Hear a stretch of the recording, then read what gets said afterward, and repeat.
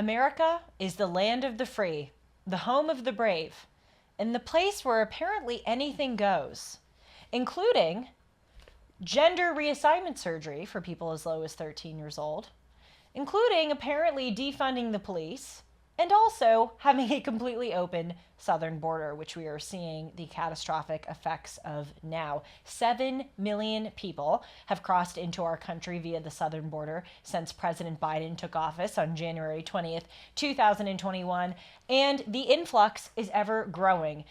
Finally, to the point where we are seeing mayors of cities such as New York raising the red flag and saying this is too much. Now, putting all jokes aside, this is a serious problem that is facing the United States. Many of us have enormous sympathy for those who want to come into this country via our southern border.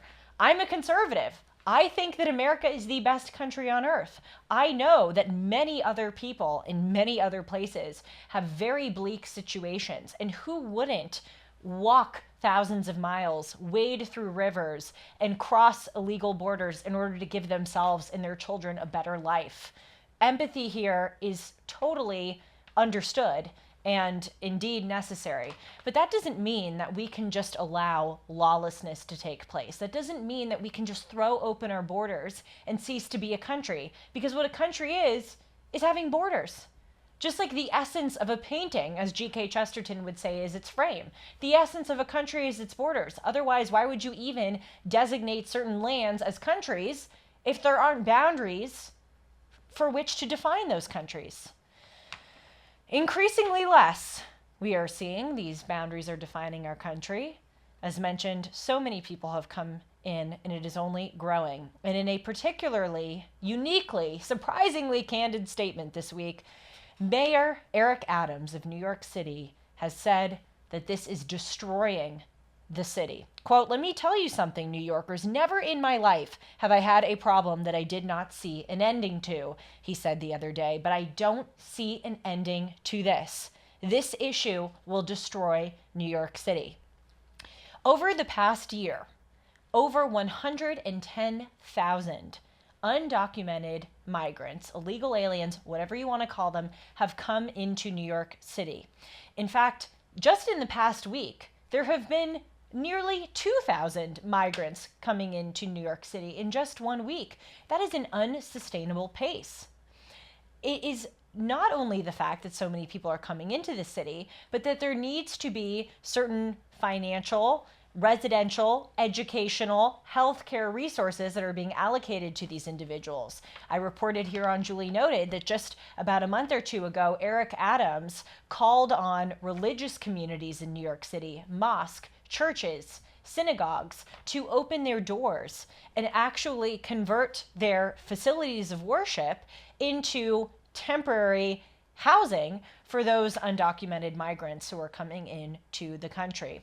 We also know that over the past few months, New York City has subsidized migrants to live in hotels. That is not a conspiracy theory. That is not an exaggeration. That is true. On the Upper West Side especially, there have been many hotels that have been converted into these de facto migrant shelters. And really, my gosh, how is this fair to the New York City taxpayer or to the American citizen? Frankly, undocumented immigrants in New York City have more benefits than the American citizen does because they get to stay in free hotels for weeks on end. Of course, that's not said with scorn. As aforementioned, I have great empathy for these individuals who are seeking a better life. But as Tom Sowell says, there are no perfect solutions. There are only trade-offs. And it is just not equitable, to use a word that we all hear a lot, and fair and sustainable to support these people who are not citizens of our own country in the way that we are now. 60,000 undocumented migrants are occupying beds in traditional city shelters in more than 200 emergency sites. Also, more than 20,000 migrants' children are going to be in New York City public schools starting this week. Now, that 20,000 number is just contained to New York City, not even to New York State.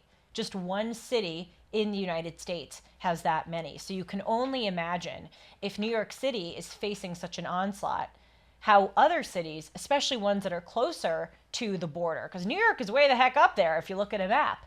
Imagine how cities in Texas or in Florida or in Louisiana or in California, Arizona, New Mexico are facing an onslaught. If it's this bad in New York, my gosh, we shudder to think what it's like elsewhere.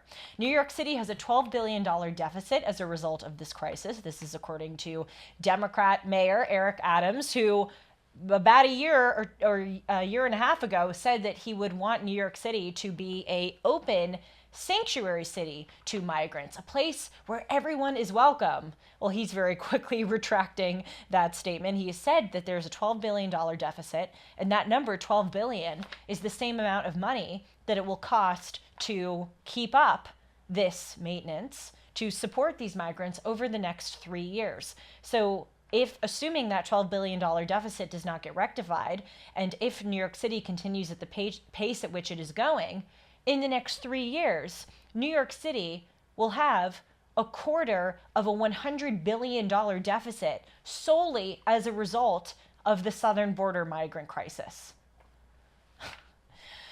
My dear friends, if you don't see the problem here, I really don't know what to say. Eric Adams has also critiqued very strongly the governor of New York, Kathy Hochul, as well as our president, Joe Biden, for not providing adequate support to the city. Quote, "We're getting no support on this national crisis." I should also mention that those 7 billion people who have crossed into our southern border over the past year and a half have not been tested for COVID-19.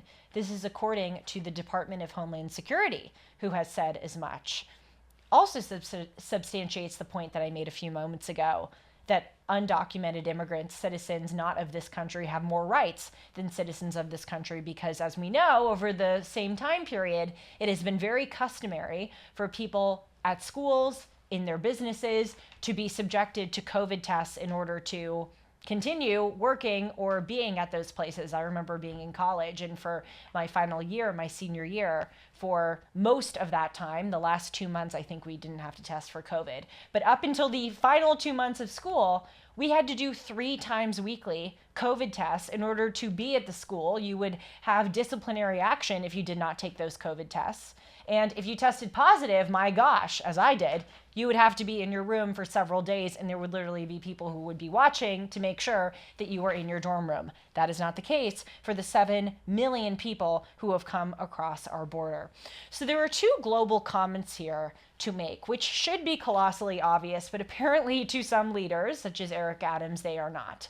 First of all, it is both morally wrong and practically untenable to violate the law. It is a violation of the law to allow people who are not citizens of this country to emigrate here en masse, and it is a violation of the law to support those individuals, no matter how much sympathy that we have for them, in these subsidized programs which are supposed to be going to our citizens. Again, it's a moral issue as well as a legal and practical issue.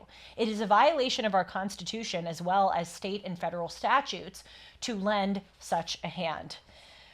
The second thing about this issue, and this will hopefully end up teaching a valuable lesson to those who have pursued this course untethered to reality, that we can accommodate anyone and that everyone is welcome here. We need to have people start to face the consequences of their actions. A characteristic of the modern day Democratic Party and modern day progressivism is that people advocate for things that they will never have to face. They can insulate themselves from the consequences of such decisions. For instance, some of the loudest proponents of the defund the police movement back in 2020 were those who lived behind gates in affluent neighborhoods of Los Angeles or Chicago. Those who were sequestered and protected by doorman buildings in New York City or in Philadelphia. In other words, it wasn't people who were actually living in neighborhoods that really, really needed police because they didn't have private security or police measures who were advocating for those things. It was the elite who, in their divine providence and all sense of knowing for what's best for the rest of us, were pushing forth those policies. We also see that it was mayors like Eric Adams and Lori Lightfoot and the current mayor of Los Angeles, Karen Bass, and the preceding mayor, Eric Garcetti, the elite, who were saying, of course, our cities can be open to these migrants. They're not the ones that have to deal with it. Those migrants are not going to be coming to the mayor's homes in these cities. No, they will be on the streets, primarily in overwhelmingly minority, low-income neighborhoods who are going to be dealing with the brunt of that crisis. But now this problem has so metastasized, it has gotten so bad that even the people up top, the mayor, cannot help but notice it and be under fire for it.